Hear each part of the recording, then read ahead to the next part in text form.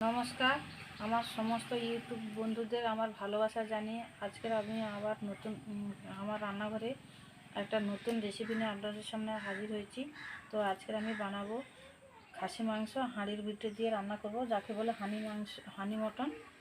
তো পুরো ভিডিওটা দেখার আপনাদের অনুরোধ থাকলো। এখন আমি সমস্ত মশলা করে আপনাদেরকে রান্নাটা দেখাবো।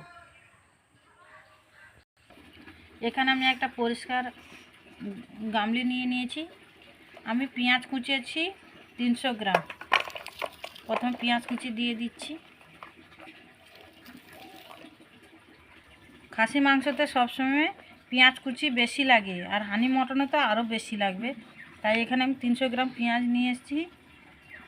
এবার দিয়ে দিচ্ছি আদা বাটা,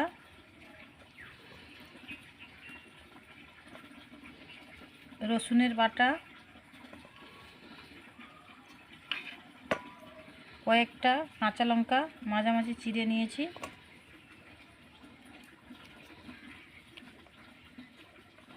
একটা বড় সাইজের টমেটো কেটে নিয়েছি,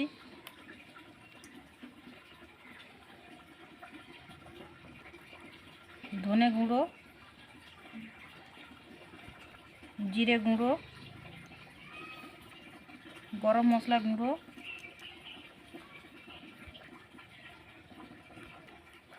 দারচিনি,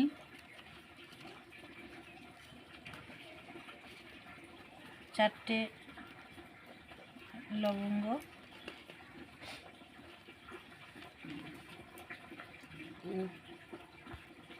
লবঙ্গ না এলাচ, এখানে লবঙ্গ,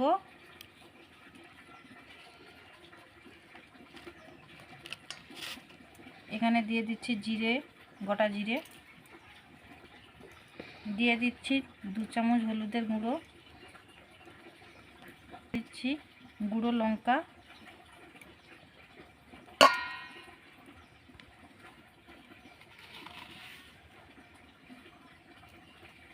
দিয়ে দিচ্ছি পরিমাণ মতো লবণ।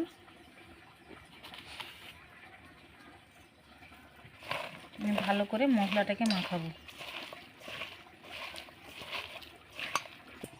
এখানে আমি 200 গ্রাম তেল নিয়েছি। তেলটা আমি প্রথমে ভালো করে গরম করে নেব।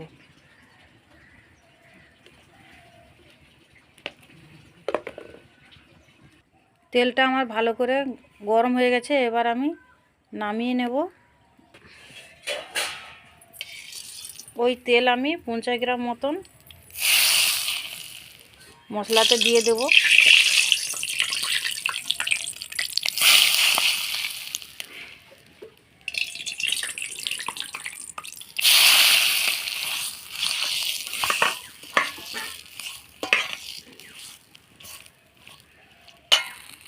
মশলাটা ভালো করে মাখানো হয়ে গেছে, এবার আমি মাংসটা দিয়ে ভালো করে মাখাবো।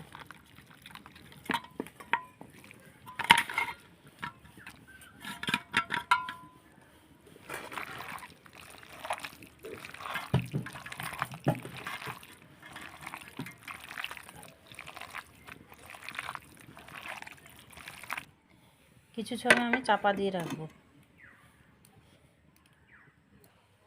এখানে আমি একটা মাটির হাঁড়ি নিয়েছি। তো এইখানটায় আমি কালকে থেকে নিয়ে এসে ভিজিয়ে রেখে দিয়েছিলাম। কালকে করার দিনে আমার মা বা আমার ঠাকুমা দেখেছি মাটির জিনিস নিয়ে এসে 1-2 দিন ভিজিয়ে রাখে।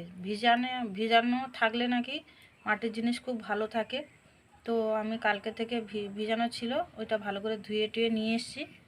এর ভিতরে বালি থাকে, বালিটাকেও ভালো করে খড় দিয়ে আগে পরিষ্কার করে তারপর ভিজিয়ে দিয়েছিলাম। তো সর্ষের তেল অর্ধেকটা ওখানে দিয়েছি, অর্ধেকটা আমি এই হাঁড়ির মধ্যে দেব।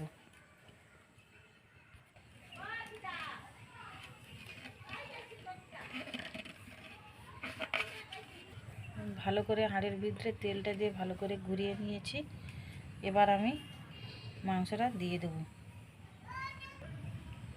এবার আমি মাংসটা দিয়ে দেব।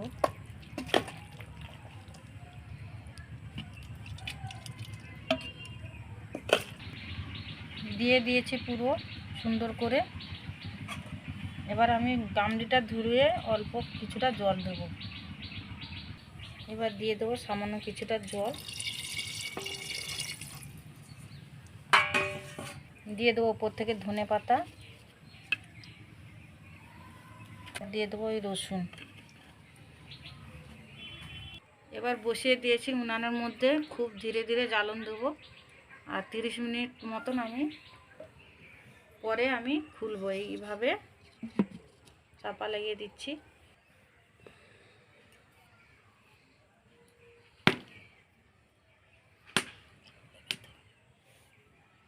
এইভাবে আটা দিয়ে দিয়েছি। এরপর আমি ঢাকনাটা চাপিয়ে দেবো এইভাবে। হাঁড়ি মটন করতে গিয়ে হাঁড়িটা পুরো ফেটে গেছে, বুঝতে পারছি না কেন ফেটে গেল। তো এখন আমি কি করব, বাধ্য আবার কড়াইতেই রান্না করছি। এই যে কড়াইতেই রান্না করছি, যেহেতু তেলটা নিচে দেওয়া ছিল, তেলটা পড়ে গেছে ফেটে, তার জন্য আমি আবার গরম তেল দিয়ে দিচ্ছি।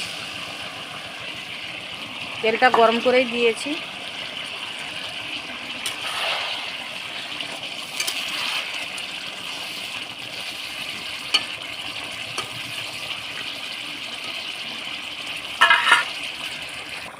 ফাইনালি আমার মাংসটা হয়ে এসছে। আজকে সত্যি খুব বিপদে পড়ে গেছিলাম, যদি ফেটে পড়ে যেত হাঁড়ি থেকে উনানের ভিতরে, তাহলে কিছু করার ছিল না।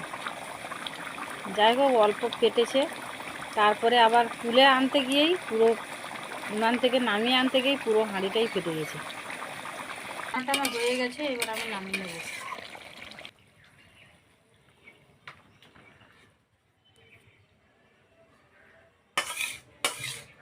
রান্নাটা করতে চাইছিলাম এক পদ্ধতিতে, হলো আরেক পদ্ধতিতে।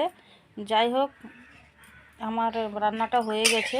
তো আপনারা দেখলেন পুরো রান্নাটা, দেখে আপনাদের কেমন লাগলো লাইক কমেন্ট শেয়ার করবেন। দেখা হচ্ছে পরের ভিডিওতে। সবাই ভালো থাকবেন, সুস্থ থাকবেন। এখন আমার পিসিকে দিয়ে খেতে দেবো, উনি খেয়ে বলবেন কেমন হয়েছে। পিসি ভাত দিয়ে খাবে না, বলছে আমাকে এমনি 2 পিস দাও, খাবো।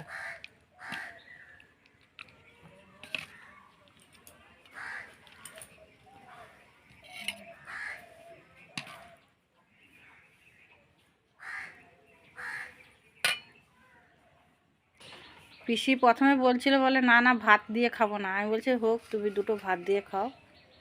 ভাত দিয়েছি পিসিকে, ভাত দিয়ে খাচ্ছে। দারুণ হয়েছে, সুন্দর হয়েছে।